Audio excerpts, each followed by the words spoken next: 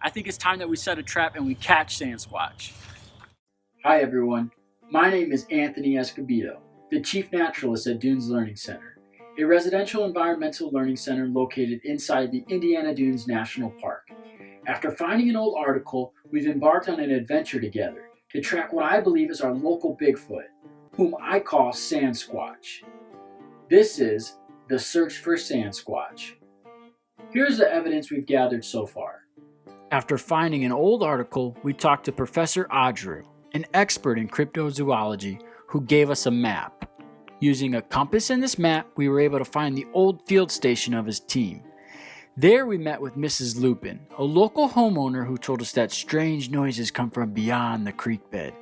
After we investigated along the creek bed, we found what appears to be the track of Sandsquatch.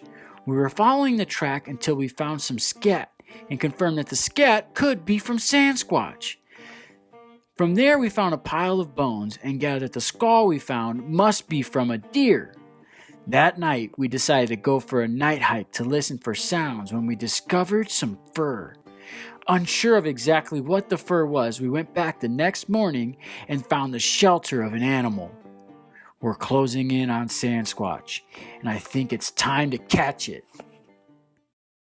Alright guys, so we're back here at the Learning Center to hopefully come up with a game plan on how we're going to trap Sandsquatch. I've never done anything like this before, and I don't even know how big Sandsquatch is, but I know that we definitely don't want to harm Sandsquatch. We're just looking to come up with some evidence to prove that there is a Sandsquatch living here at the Indiana Dunes. And to do that, I want to consult a colleague to hopefully gather enough information and help to give us our best chance possible. So I came up with a list of a few questions that I want to ask. I want to ask, what signs do we look for when we're setting a trap? I also want to find out, are there any traps out there that don't harm animals?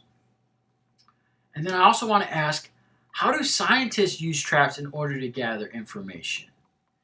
And then finally, I want to ask if there's any really big traps out there. And then hopefully by using this information, we can give ourselves the best chance possible, because we only may get one shot at this.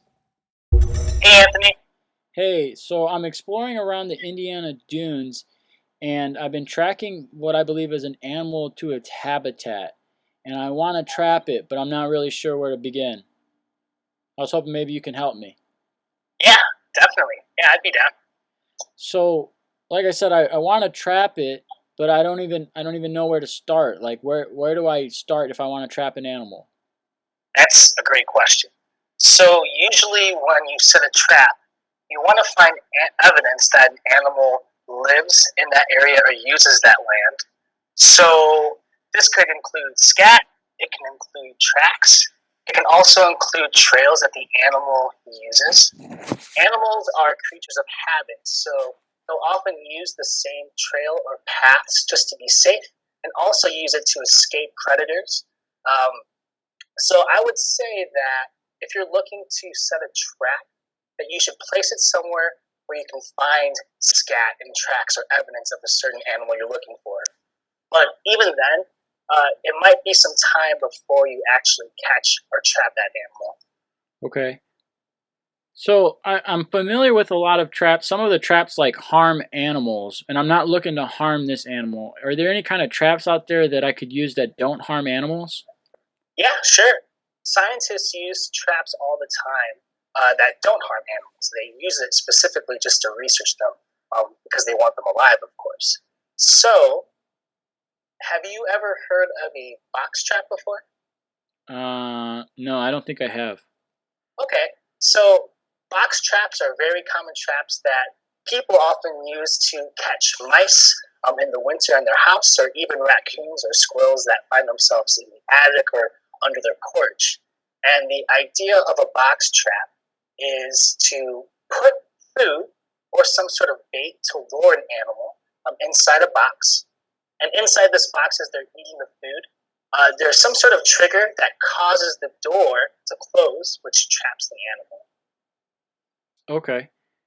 So when you talk about other traps that scientists use, is there any other kind of traps that we could use if we're looking to just gather maybe some information about animals in an area? Yeah, of course. So I'm sure you have one on you right now, but a camera. There's a special type of device called a trail camera or a camera traps that scientists use, hunters use, as well as people that just want to learn what types of animals are in their environment. So usually you'll just set up a camera trap or a camera, we call them a camera trap or a trail camera on a tree. And usually it is motion censored, so when an animal comes in front, the camera captures pictures of it. And from there, you can use those pictures to do more research on that animal. You can see what animals are in the area, where they're traveling from, and so on. But I would say that if you wanted to catch an actual animal, physically catch one, you should use a box trap. I'm gonna need a really big box. What? Nothing. I gotta go. Thanks, Nate. Okay. See ya. Bye. Alright guys, so we just gathered a lot of really useful information after talking with Nate on ideal locations to set traps. But because we don't know the size of Sandsquatch and we don't want to harm Sandsquatch, I think our best bet is for us to use the trail cameras that he talked about. Fortunately for us, Dunes Learning Center has some trail cameras available for us to use because we've used them in the past for some of our programs.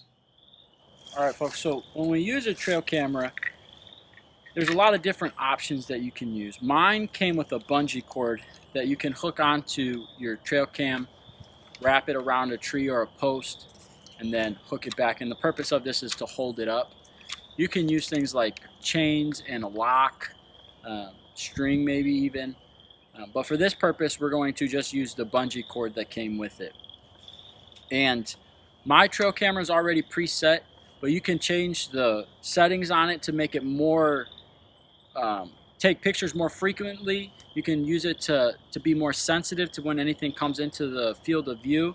And the way that they work is when something in motion passes in front of the trail cam, it automatically starts taking pictures. All right, so when we go to set up our camera trap, we want to make sure that we put it in front of an active site. So I decided to choose the entrance of our shelter here, and I'm going to point the camera pointed at the entrance of the shelter so that I can pick up any kind of activity. And you want to pick a sturdy post or a tree. I decided to go with this tree. And all you have to do is hook it here, wrap it around the tree, and then hook it here. Now I want to make sure that I'm pointing it at the correct spot and it's also at the right height. So I like to get behind the tree, kind of look at the direction that it's pointing, make sure that it's pointing in the right height so I can make sure I get everything in that picture. And then all I have to do is open this lid, turn the power on, make sure I close the lid, and then sneak out of here without hopefully disturbing too much, and then we'll be back to check it tomorrow. All right, folks, it's the next day. We're on our way to check the trail camera to see what we found.